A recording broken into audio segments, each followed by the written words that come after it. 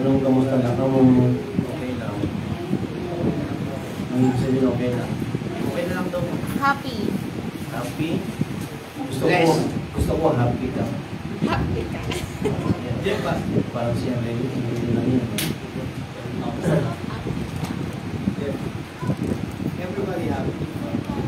Sa bawat panahon, gusto ko,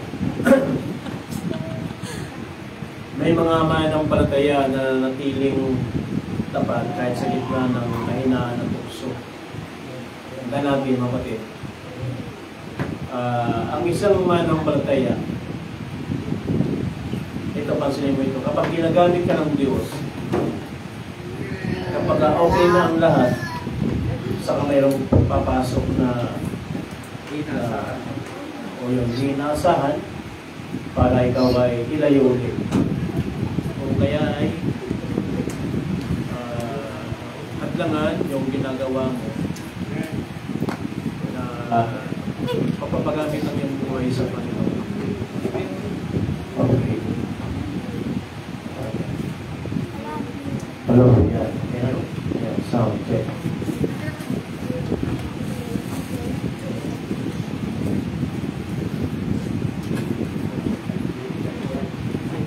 Sa ating teksto na ating pag-aaralan, meron dito isang iglesia na ang pangalan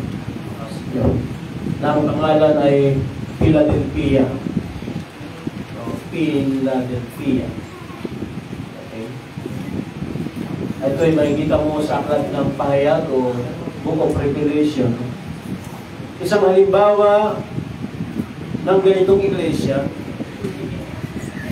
Sabi doon ay ang iglesia ito ay maliit, mahina, ngunit matatag sa pananampalataya. Hindi sila malaki, maliit nga eh. At hindi sila sikat. Katulad ngayon, meron kang diliwa ngayon sa simbahan. Kahapon yata yun. Sikat sila ngayon sa sa Luneta. Sa Luneta? Grandstand. Yeah. Kami sa masabi ko, Grand Central eh. Yeah. Grandstand. Nagdiriwang sila ng 47 years. Pero ang Philadelphia ay kabaligtaran. Bagaman sila hindi malaki, hindi sila sikat, pero mahalaga sila sa Diyos. Bakit? Dahil hindi nila tinalikuran ang salita ng Diyos at ang pangalan ni Kristo. Kaya ang pangalan ng kanilang church ay Jesus the Only Public Church. Pasok lang ito, pasok lang. Pero wala yun dito, Same way lang. Sa kanila binigay ni Jesus ang isa sa pinakamalinis na pangako. Sabi niya, because you have keep my command to persevere, I will keep you from the hour of trial which shall come upon the whole world. Ito din sa Revelation chapter 3 verse 10. Ito ay hindi lamang mensahe ng pag-asa, ito ay pangako ng paghahatid, proteksyon at pagtubos. Bakit? Dahil sa panahon nila, ito po ngayon ay yung pitong iglesia na matagpuan sa Revelation chapter 2 at chapter 3. Doon binanggit siya. At ako specific na tumutukoy ng isang iglesia kasi hinangaan ko ang iglesia ito. Pagkamat siya'y maliit, hindi siya sikat, siya ay mahina, ay may pangako ang Diyos sa kanya, may pangako si Jesus sa kanya. No? Ang tanong ito paano tayo iingatan ng Diyos sa darating ng oras na matinding pagsubok? Alam niyo po, hindi na po lalayo ang Pilipinas ay dumadaan ngayon sa matinding pagsubok. Ano ang buong mundo Kabi-kabila ang lindol. Noong nakarang week ay tayo ay tinakot ng maraming susunod na lindol. Kahapon meron pa rin. No, bandang province. Ito na matukoy kung Iloilo banda o sa meron kahapon sa Sambales. Alas 4 ng hapon. Kahapon. Kasi pagtingin ko ng aming cellphone, pag-uwi namin ay meron na naman bago. Ayan. Ano ang mensaheng ito para sa atin bilang mga Kristiyano ngayon? Kaya ang aking pong text o aking paksa, keep from the hour of trial. Pag-iingat ng Diyos sa oras ng pagsubok. Actually, yung hour dito, trial, ay tumutukoy ko sa Great Tribulation. No? Hindi lang ito basta trials, hindi lang ito basta pagsubok. Padaan ng mundo sa natawag na Great Tribulation. At dito sa Revelation chapter 3, yung ating text, from 7 hanggang 10, sabi diyan, "These things says He who is holy, He who is true." Mayroon mabasahin ito. Kaya nga magbasa nito. At sa anghel ng iglesia sa Philadelphia ay sulat mo, ang mga bagay na ito ay sinasabi ng banal, niyaong totoo, niyaong may susi ni David, niyaong nagbubukas at di may lalapit ng sinuman, at naglalapat at di may bubukas ng sinuman. 8. Nalalaman ko ang iyong mga gawa. Narito inilagay ko sa harapan mo ang isang pintuang bukas na di may lalapat ng sinuman. Na ikaw ay makaunting kapangyarihan at tinupad mo ang aking salita at hindi mo ikinanila ang aking pangalan. Narito, ibinibigay ko sa sinagoga ni Satanas ang mga nagsabing sila'y mga Hudyo at sila'y hindi, kundi nangabubulaan.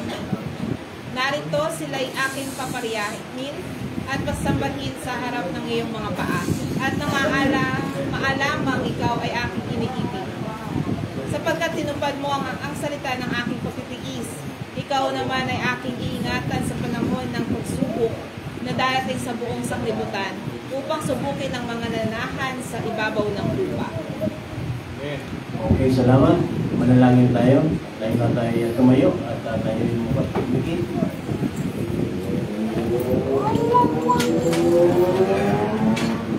Heavenly Father, salamat po sa iyong salita na nagbibigay ng pag-asa at kapiyakan sa umagang ito. Buksan mo ang aming puso upang maunawaan ang iyong pangako. Na ikaw ay tapat sa iyong mga anak.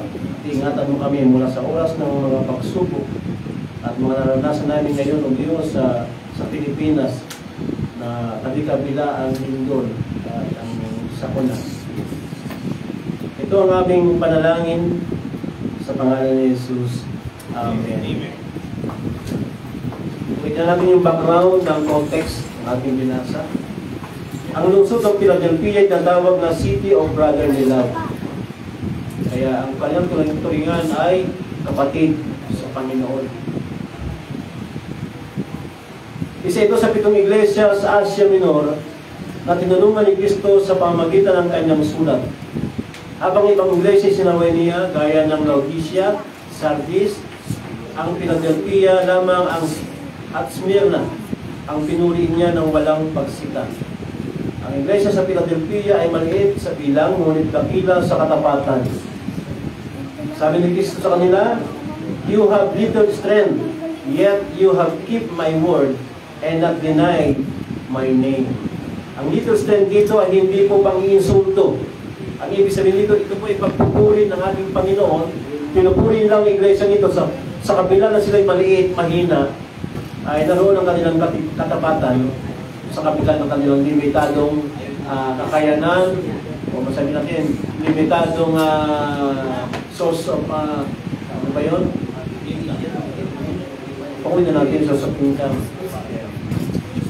Kaya ang tunay na lakas ng iglesia ay hindi nakasukat sa laki, sa ganda ng gusali, o sa dami ng miyembro, kundi sa katapatan ng mga miyembro o ng iglesia sa salita ng Diyos. Kaya aralin natin ang iglesia nito, katapos ay kukunin natin yung mga magandang bagay na pwede natin kapulutan sa kanila. Tayo bilang iglesia sa panahon ito. Kasi ang iglesia tinukoy na ito po ay nangyari na. No? Per century nangyari na ito. Ito yung tukoy sa 7 iglesia. At sila po ay nakaranas ng tinatawag na kapighatian. Actually, sa panahon nga nila, sila ay nakaranas ng iba't ibang mayang lindol. Kaya itong linggo na nangyayari sa atin dito sa Pilipinas, hindi lamang po tayo nakaranas niyan. Naranasan na rin po yan ng mga unang iglesia sa kanilang panahon. Na sila ay tinakot, sila ay natakot, sila ay nakaranas ng mayang lindol. Pero ang salamat sa Diyos dahil sa kanilang katapatan ay hindi sila natinag, bagkus ay nanatili sila sa katapatan nila sa Diyos, sa Panginoon. At dahil dito, dahil sa kanilang katapatan, nangako ang Panginoon sa kanila na ang iglesyang ito ay kanyang iingatan sa panahon ng kapighatian. Amen. Sa panahon ng pagsubok. Amen. Sa panahon ng tribulation. Amen. So, tingnan natin yung para maintindihan natin yung biblical meaning ng ating okay, sinabi ko kanina, nakatapos tayo sa Revelation chapter 3 verse 10. Yung word na keep, ang Greek word niyan ay tereo, meaning to guard, to preserve, or to protect from entering. So, meron pala dito sa kapila. Meaning, ilalayo tayo, o ilalayo ng Diyos ang kanyang mga tapat sa oras ng kapahamakan. Yung ibig sabihin ng keep.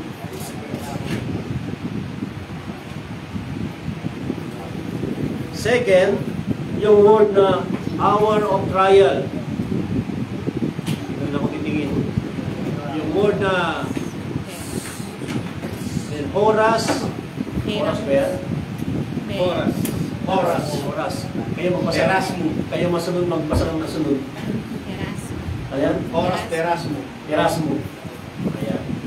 Nagsambahan ko. Meaning, a fixed period of testing or tribulation. Ito ay hindi ordinaryong pagsubok. Pagkat sinabi ko kanina, ito ay tumutukoy sa tatawag na Great Tribulation na nakatang dumating sa buong mundo. So kung nakaranas na ang mga unang Kristiyano ng Great Tribulation, sa panahon natin ngayon, sa future, ay meron pa rin darating na buong sanlibutan pagkapig-hatian. Pero bago mangyari yon, may pangako ang Panginoon na iingatan niya ang kanyang mga lingkod, ang kanyang iglesia, ang kanyang mga anak. Daniel chapter 12 verse 1, Matthew chapter 24 verse 21, sabi yan, a time of trouble such as never was. So, hindi pa nangyayari. Yung mga kaguluhan o yung tribulation na hindi pa nangyayari kailanman. Ngayon, iba na ngayon, digital na ngayon ang ang tribulation. Dati, literal, ngayon ay digital naman. Kasi, paano natin ngayon ay digital na.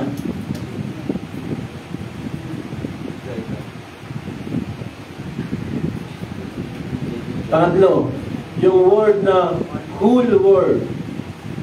Sa Greek niyan ay, o kayo bumasa,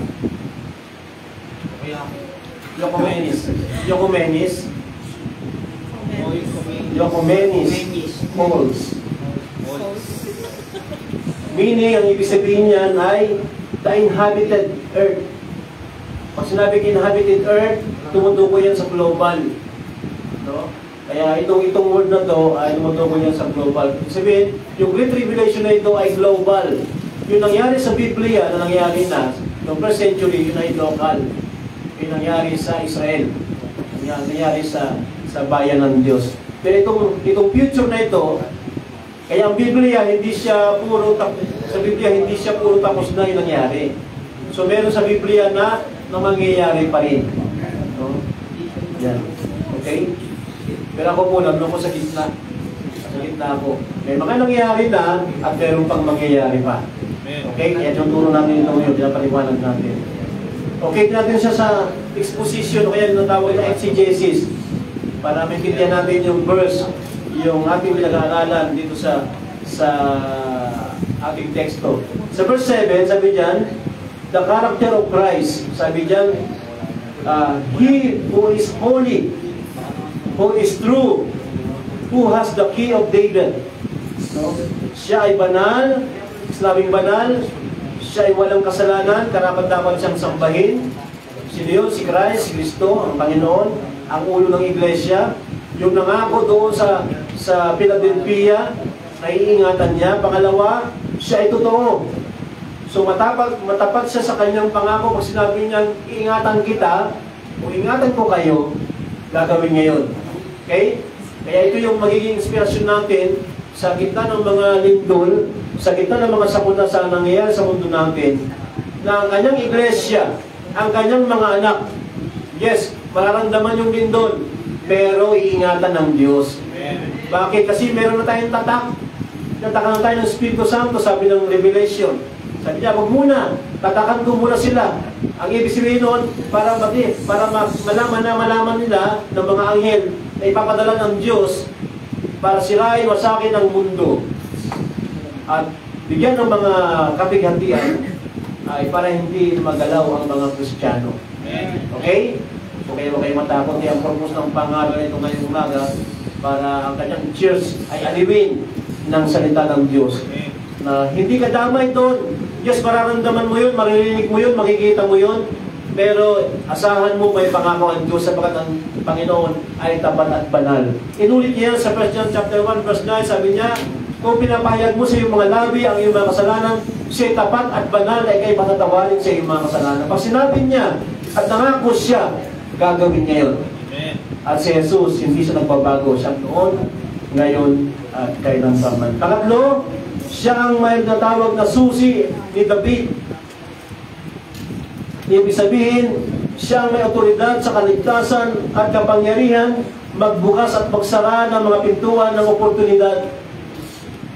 Siya ang may hawak ng susi. Actually, sinabi rin na siya may hawak ng Hades. No? Kaya, kung noong unang panahon, sa panahon ng lumang tipan, nakakilos ang demonyo, ang Satanas, lalo na sa hindi bayan ng Diyos, sapagkat ang buong mundo ay nasa ilalim ng kasalanan. Sabi ng Biblia, ay nalayo tayo sa pag-iingat ng Diyos, pero ngayon, dahil kay Kristo namatay sa krus, sabi ng Biblia, siya ang may hawak ng susi. Siya ang may otoridad ng kung payagan niya o hindi niya payagan. Kaya ibig sabihin lamang yung karapat-dapat lamang siya sa ating pagsamba. Kaya nakapokus tayo kay Kristo, kay Jesus. Kaya ang iglesia ay dapat nakapokus kay Kristo. Kaya kawawa ang iglesia na hindi nakapokus kay Kristo. Na nagsasabi sila, kapag nasa loob ng iglesia, ligtas ka. Naku, delikado yun. Kasama sila doon na mapapahamak. Kasi hindi sila nakapokus kay Kristo. Pangatlo, siya ay may key of David. Kung si Jesus ang nagbukas ng pintuan ng kaligtasan, walang sino man ang makapagsasara nito. Kaya pag sinabi niya na ikaw pinatawad na sa iyong kasalanan, pag sinabi niya na ikaw ay ligtas na, ligtas ka na. Meron ka ng katiyakan ng kaligtasan.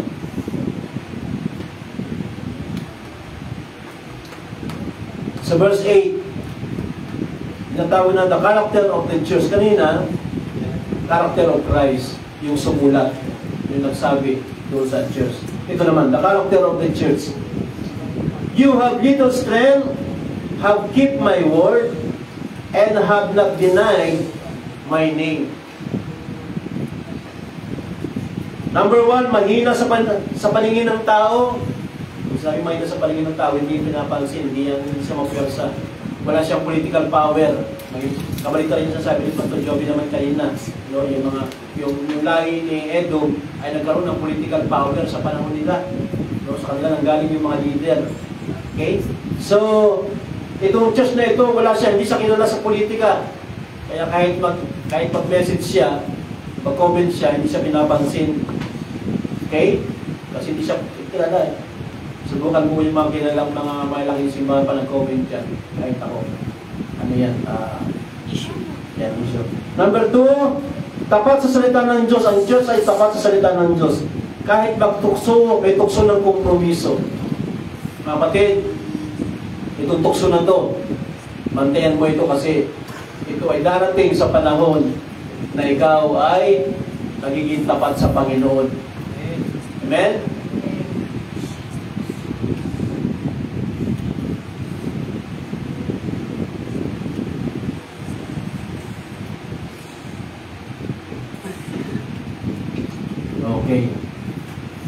Pangatlo, hindi kinahiya ang pangalan ni Kristo. Sinabi hindi kinahiya ang pangalan ni Kristo, itong iglesia na ito ay iglesia ito nila si Christ, no, yung Panginoon. Sa kabila, no, sa gitna ng mga pagsubok, sila ay nanatiling tapat. Katandaan natin na faithfulness is not about size or strength. Wala yan sa laki. Amen. No? Wala sa laki ng simbahan. Wala sa kasikatan ng simbahan. Wala sa yaman ng simbahan.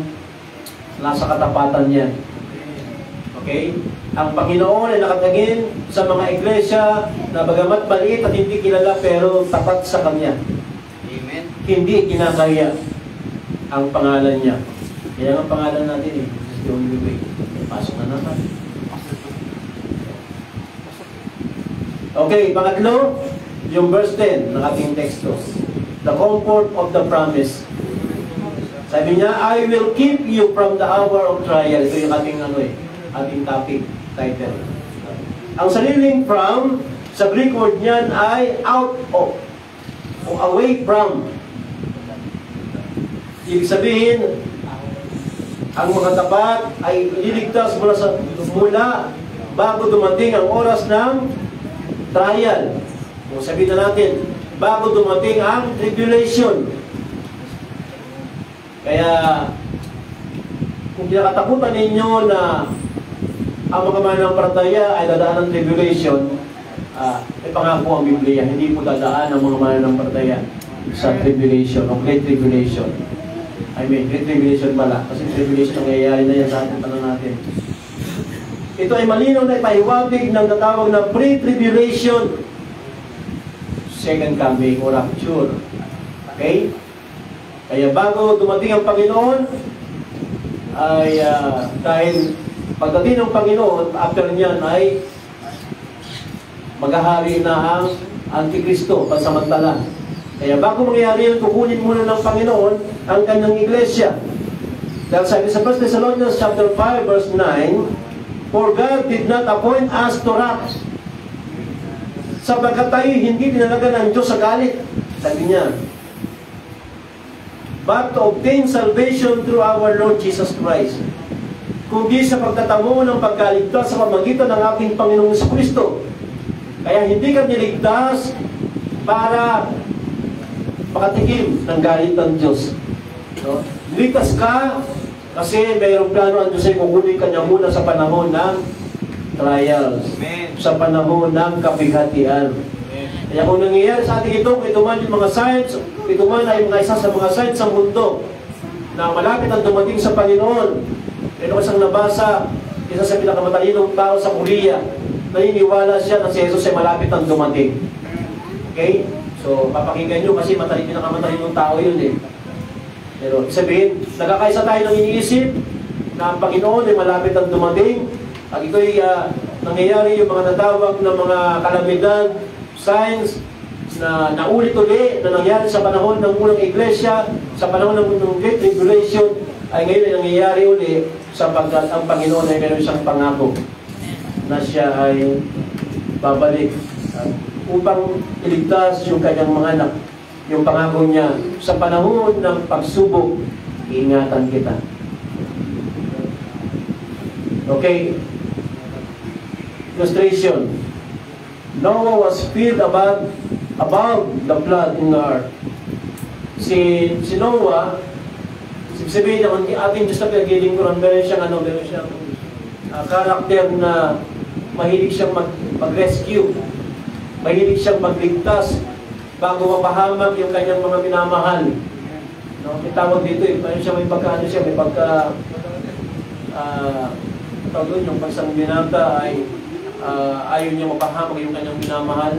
Anong tawag doon? Heroic, no? Siya ay tagapagtanggol.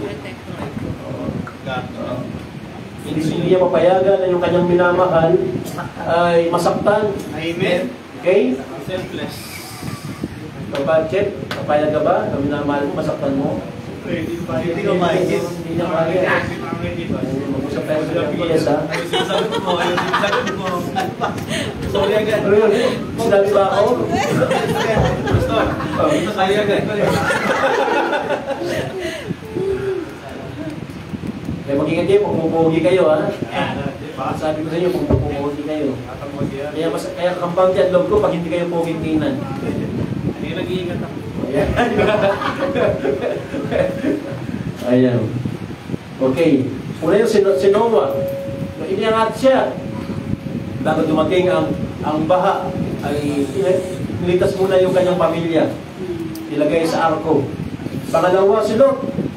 Bago sunugin at wasagin ang Sodom at Gomora, niligtas muna si Lot, pati ang kanyang pamilya. Ayaw ng asawa, ang magagawa natin. Kapag mayroon kayong pamilya na ayaw magpaligtas, walang pilitan. Pinili niyo yun, wala tayong magagawa doon. Pero habang nandito pa tayo, buhay pa tayo, at maayos pa ang mundo, meron pa tayong pagkakataon na hikayatin sila at dalhin sila sa Panginoon. Kasi merong galit na darating sa mundo ito. Okay, pangatlo, the church will be taken up before the tribulation. Ang iglesia ay iakyat muna ng Panginoon bago dumating ang kapighatian o yung tawag na Great Tribulation. Ito po ay worldwide, mga kapatid, ha?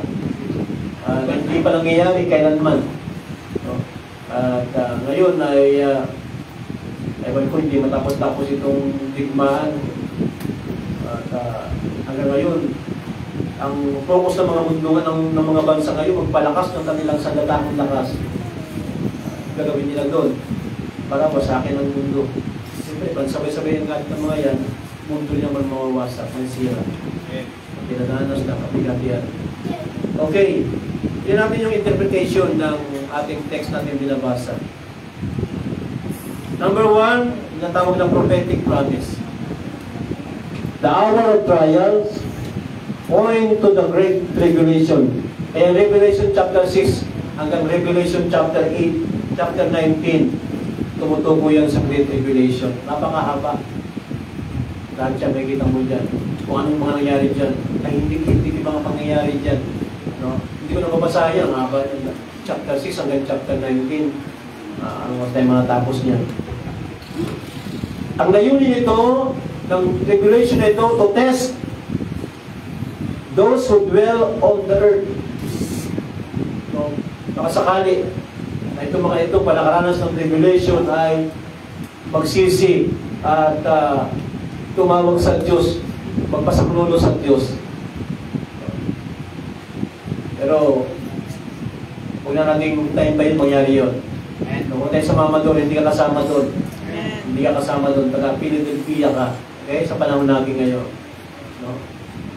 Okay? Kasi, bakit? Kasi nasa Pilipinas ka. Amen. Ayan. Bagal pa sa. Kaya nagkaroon tayo ng membro natin sa Pia. Para Philadelphia. Mapapunta mo dito sa schedule, ha? Magkakanap kayo ng pangalang Pia. Ayan. Ayan. Second, ito tinatawag na personal protection. Those who obey God's word are promised divine exemption. Sabihin, God rewards faithfulness with deliverance. Pag ikaw ay tapat, na naglilingkod sa Panginoon, dumating ang anumang mga trahedya o pagsubok, ikaw ay ililigtas ng Diyos sa mga pagsubok na yan. No? Alam niyo ba, masabi ko ngayon, dahil sa karanasan ko sa paglilingkod sa Diyos, ang pinakaligtas sa sakuna, ang pinakaligtas sa trahedya, kahit sa emergency, ay yung mga taong may takot sa Diyos. Amen? Pwede ka pag-iligtas ng Diyos, pwede ka pag-spare ng Diyos. Halimbawa, kabataan mo, matigas ang ulo mo, dami mong bisyo, sinira mo ang katawan mo, ang buhay mo hanggang 30 years old ka lang. Eh nakakilala ka sa Panginoon. Sabi mo, Lord, gusto ko bang maglingkod sa iyo, Panginoon? Eh hanggang 30 years old ka lang. Pwede pag-spare ng Diyos yun. Kasi ang Diyos ang may hawak, siya ang may susi. Siya may hawak ng Hades, ng pituan ng Hades. Siya ang may hawak ng authority. Ang pahituin niya, pwede niyang pahituin. Ang pwede niyang magpatuloy, ay pwede niyang ipagpatuloy. Okay, kaya ito yung tatawag ng personal protection. Number 3, practical assurance. Naniniwala mo tayo sa tatawag na assurance of salvation. Hindi mo tayo naniniwala sa osas, pero naniniwala tayo, meron tayong assurance. So, kapag ikay mananampalataya ni Kristo, sabi ng binasa natin kanina sa 1 Thessalonians, hindi tayo tinawag para sa galit. No? Sabi diyan, gaya ni Noah, Lot, the faithful will be rescued before wrath begins. So, katulad sinabi ko kanina, ang Panginoon natin pinaglilingkuran, meron siyang karakter ng ayaw niyang mapahamak yung kanyang mga minamahal. Ayaw niyang madamay. Okay. Bagamat, ang Diyos hindi siya nagtatangi, no? Unbelievers man yan o hindi believers, lahat tayo nakakaranas ng ulan, lahat tayo nakakaranas ng araw, ng init, lahat tayo nakakaranas ng lindol, pero ibang usapan yung pagliligtas. So, yung ingatan ka ng Diyos. Marami na mamangga, marami na aksidente, pero yung pag-iingat ng Diyos sa'yo, ganoon na lang. Okay? Mag-ingat ha, para hindi kayo mabengkong. Bakit patay ka na, bengkong ka pa? Hindi mo, nakikita ko sa, ano, hindi kayang ano yun, hindi kayang kapalan ng St. Peter yun, kapag bengkong na. Ha? Tapyas na yun eh. Okay? Kaya mag-iili kayo. St. Peter, St. Luke's. Pag St. Luke's, buhay pa kayo doon. Ito ang sabihin nyo. Okay. Okay. Sabi ng John chapter 14 verse 3, bigyan natin siya ng, ng katibayan ng ating text. Sabi ni Jesus, and if I go and prepare a place for you, sabi niya, I will come again and receive you unto myself, that where I am, ito ang gusto kong panggan dito eh, there ye may be also. Sa Tagalog niya, upang kung saan ako naroroon, kayo naman ay dumuon. Nasaan ba si Kristo ngayon? Nasaan? Nasaan? Sa taas? Sa taas? Abraham's boss. Saan? Kaya tayo dyan. Saan? Sa tahanan. Kaya basahin nyo nga yan. Sige, Tagalog. At kung ako'y pumaroon, at kayo may pagganda ng kaya kalalagyan, ay muli paparito ako, at kayo tatanggapin ko sa aking sarili, upang kung saan ako naroroon, Yan, kayo yan. naman Yan, ay tingnan nyo na. naroroon. 4. Hindi, mali. 2. Mali. Ano mo, 2? Sa to. Atras mo, kaya, yan. Yun, patay. Sa bahay ng aking ama ay maraming tahanan. Kung di gayon, ay sinabi ko na sa inyo, sapagkat ako'y makaroon upang ipaghanda ko kayo ng daming kalalagyan. Amen. So, nasaan si Christ? Sa bahay. Sa bahay eh. Kaya pagka wala sa church, sa bahay ha.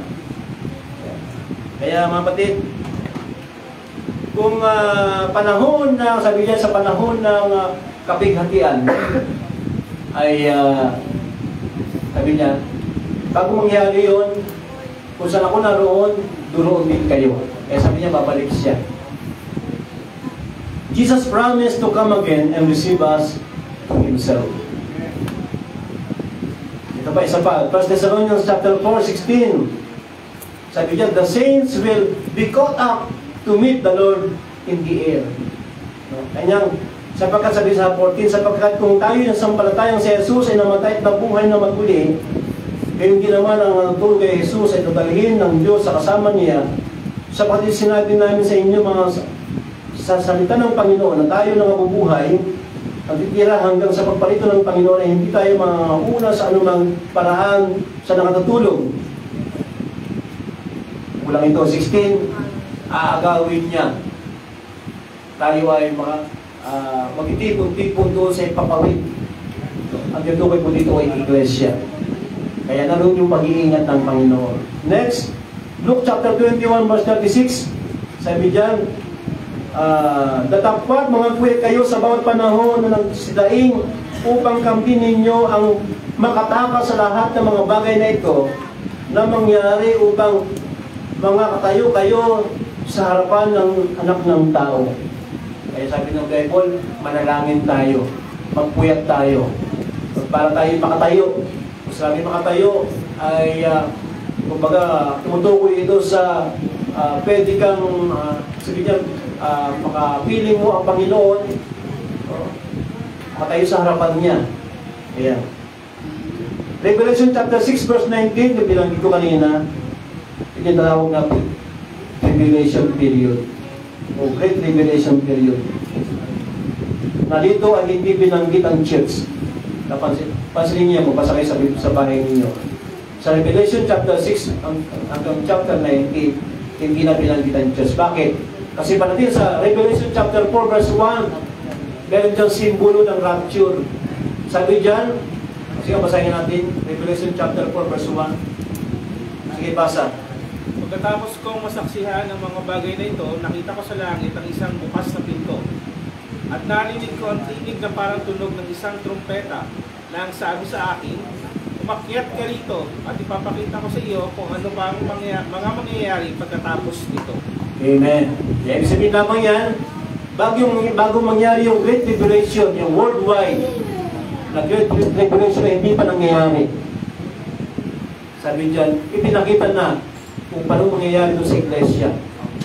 O, so, chapter 4 verse 1, pinabot siya. Sabi niya, may trumpeta rin, di ba? Pinanggit. So, ayan. Na-rapture muna. Kaya padating sa chapter 6 hanggang 19, hindi na binanggit yung church, nakasama doon sa mga naghihirap, nakaranas ng paghihirap. Sabihin, iningatan nga ng Panginoon ko yung kanyang pangako. Okay, application. Number 1, be faithful even with little strength. Maging tapat. Kahit limitado, ipagpatuloy mo ang paglilingkod sapagkat God sees your effort. Nakikita ng Diyos yung ginagawa mo. Maaaring hindi ko nakikita, maaaring hindi namin nakikita, pero nakikita ng Diyos. Kapagid, ang tapat na Kristiyano, may nakatingin man o walang nakatingin, gumagawa yan para sa karya ng Diyos. Kasi tapat yan. Tandaan ninyo kapatid, hindi mata ng tao lang ang nakatingin sa iyo. Lalo na ang mata ng Diyos nakamasid sa iyo, nakatingin sa iyo. Dahil sa panahon natin ngayon, ikaw ang apple of the eye ng Panginoon. Kasi interesado siya sa iyo, sa buhay mo. Kaya isipin mo lagi siyang nakatingin sa iyo. Yung ginagawa mo, meron man nakakaalam o wala nakakaalam, ikaw at ang Diyos na nakakaalam nun. Amen?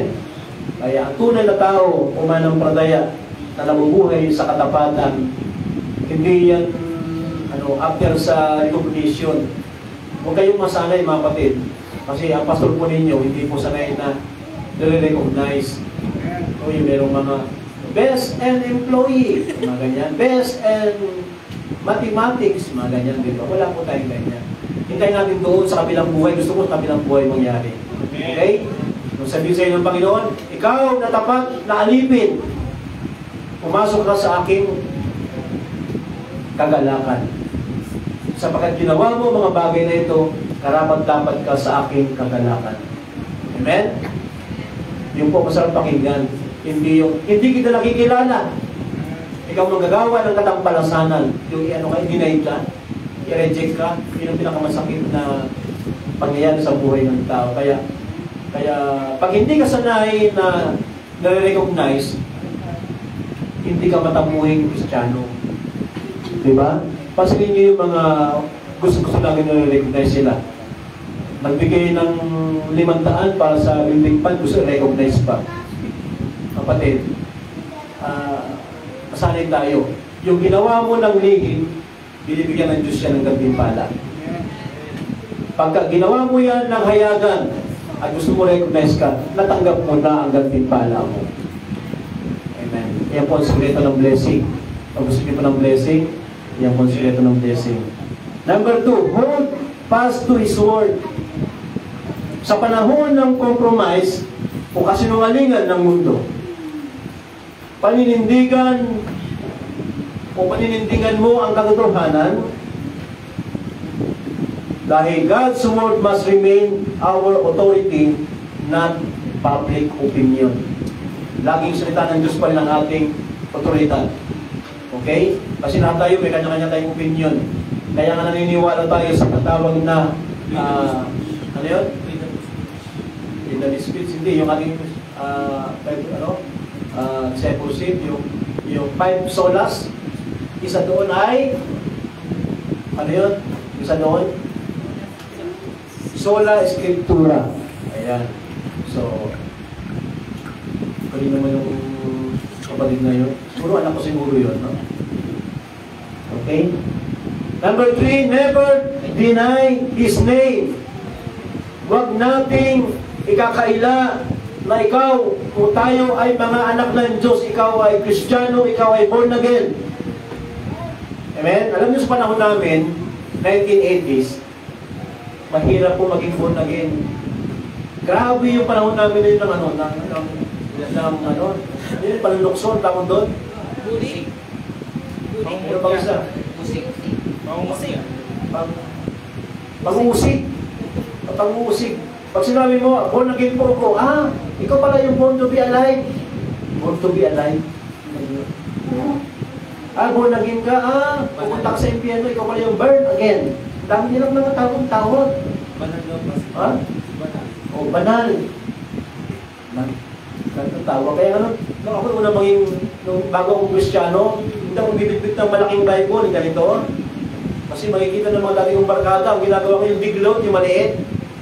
Yung binabasa ni Brother Nestor, hindi namin, biglot. Kasi yun, packet size. Lagay mo lang sa bulsa. Pare, saan ka punta? Dyan lang. Hindi masabi na punta ko ng church. Kaya, tatlong araw pala, hindi pala ako miyembro ng Philadelphia. No? Miyembro pala ako ng Laodicean Church. No? Palahini nga. Pero mga taga-Jawib, sa panahon natin ngayon, miyembro ba kayo ng Philadelphia? Andito ba si Pia at si Del? Wala si Pia at si Del. Iimbitahan pala. Mag-imbita kayo sa Sabado, mga patid, samantalay natin yung mga ganong mga events. Minsan hindi si pastor ang ginagamit para sa mga taga-rito. No? Minsan may kayang gagamitin iba. Kaya, ipangon natin. Minsan natin ko kanina para maimitahan niya, nag-send na siya ng Gcash. Maganda nag-iimbita. No? Sigurado, dalalo talaga yun. May pamasahin na eh. Niya, pastor, meron ako yung imbita, nag-send na ako ng Gcash. Nakita ko sa akin yung Gcash talaga. Ganun ba? Sige. Okay. So, natanggap na yung reward. Okay, kasi pinakita niya sa akin eh. Okay, number 4. Live ready for His coming. Ibig sabihin lamang, pag nakakaranas tayo ng mga tribulation, kabi-kabilang mga gato. Alam niyo po, magkahalong emotion, magkahalong pakiramdam. Kapag katulad na nasa din, di ba kabilang din doon? Natakot ka kasi ano mangyari sa inyo, mangyari sa'yo. Pero masaya ka kasi alam mo, malapit na dumating ang Panginoon. Sino naniniwala na malapit ang dumating ang Panginoon? Amen. Actually, sa iba dumating na eh, noong September 2024. Sa akin, hindi pa dumarating eh. Okay? Dito kayo maniwala, dito nagsabi sa church na dumating na, yun, totoo yun. Pero hindi natin sabihin kung kailan. Malapit na. Kaya ipaghandaan natin. Hallelujah. Kaya meron tayo mga celebration ginagawa. 2-day celebration of True Gospel. Yeah. Celebrate na tayo. Kasi kailan ka mag-celebrate? Mag-doon ka na. Sabi mo sa Panginoon, Lord, huwag ka muna bumalik. Sa muntag pa lang kami. Hindi mo pa kami ng mga 40 years. 40 years pa, mga 50 years kami. Kakaibig ng JN, no? Nakita silang mag-renew ulit. Kung JN pa rin ba gusto nilang kunin o ibang pangalan naman. Kasi hanggang 50 years lang yung mga pamilya sa set. Jesus may come anytime. So live holy, humble, and hopeful.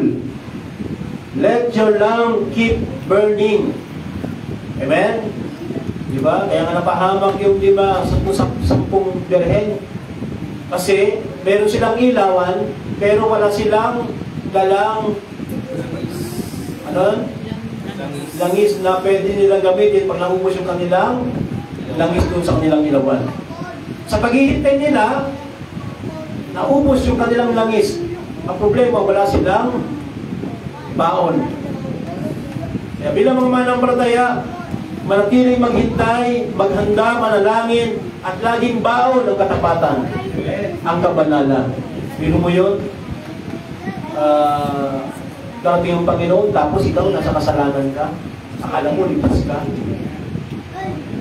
Kapatid, mag-ingat tayo mga kapatid, ha? Meron naman solusyon eh. Pag kasala ka, nagawali ka, humingi ka ng tawad sa Diyos. Hindi naman, ang Diyos naman eh, kaya nga siya nagkatawang tao eh. No? At naranasan niyang buhay bilang tao. Okay? Nung Miyerkules, binigyan namin sa question niyan, bakit si Jesus ay hindi na binanggit yung kanyang talaan from 13 years old hanggang 29 years old. Kung dito kayo ng disciples, talaman yung sagot niya. Okay?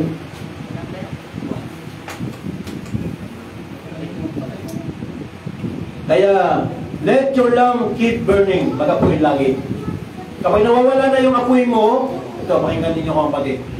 Sumama ka uli sa fellowship.